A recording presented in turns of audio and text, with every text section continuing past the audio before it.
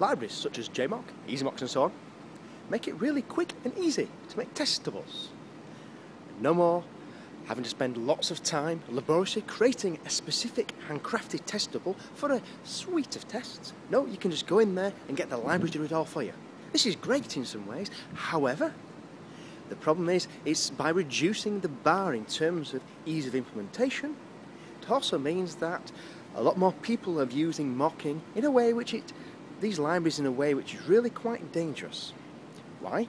Because you need to put quite a lot of thought into making good testables. What are they there for? What do they do? What purpose do they solve? And after you've done that, you need to make really sure that your tests are readable and maintainable. And naming is essential, I think, for this. Now, there are lots and lots of different types of testable, and it's really important to understand these patterns so you can use appropriate names so people reading the test and trying to maintain it can work out exactly what role each double is supposed to play in a test.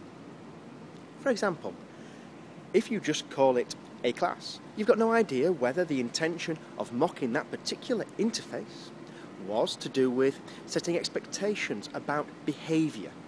In other words, it's an active part of the environment which is there to verify certain behaviour between the subject and its environment, or whether it's a stub simply passed in there to really do very little, or whether it passively supplies value. Now, this is why it's really important to look into the patterns of testing when you do mocking. Because it's not just mocking, it's test doubles, it's a whole heap of different patterns which are used, and the reason for knowing these patterns is to know how they're named, so then you can communicate about them and think more deeply about them. Libraries like JMock, unfortunately, default to mocking, which is fine because it's a mocking library.